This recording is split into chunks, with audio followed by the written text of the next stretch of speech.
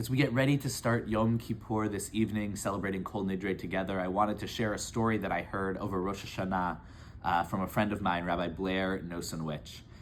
She told a story about a man who wanted to be the shofar blower at the shul of the Baal Shem Tov, at the Baal Shem Tov synagogue. The Baal Shem Tov was the great master, the early beginner of Hasidism. And to be the shofar blower, you had to memorize all of these different kavanot, all these different intentions and small prayers that you would say in between the different shofar blasts. So the man had spent so much time preparing and learning and memorizing all these little prayers. And then he arrives at the kind of auditions for the shofar blowing. And he goes in and it's his turn. And he goes in and his mind goes blank.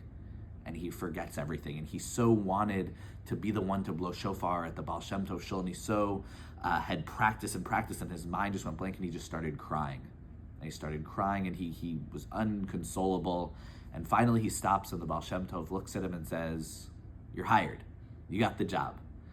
And the man is confused. He said, "But I didn't do any of the kavanot. I didn't do any of the thing." And the Baal Shem Tov said that the world is like a big palace, and that God is in the middle of the palace, and there are all these different doors to the palace, to the different rooms and the different parts to get into the interior, and our kavanot are like these keys that can unlock the doors, and every prayer that we say together on Yom Kippur can be like the different keys that fit in the different doors and bring us closer to God.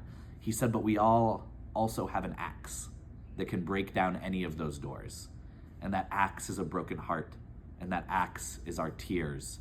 That we always, if we truly, truly want something, if we truly believe it, it doesn't matter if we get the words exactly right or if we have the exact right keys, that what God wants from us is to bring our full, unadorned selves. And so I hope that we can all gather together on Yom Kippur and bring our full selves to the experience. Maybe you won't be crying in the pews. That's okay. Maybe you will be. That would also be okay. But whatever you bring into Yom Kippur, I hope that it can be your full, authentic selves, and that we all come together with our axes to, in a good way, try to get closer to each other and closer to God. Gemar Chatima Tova.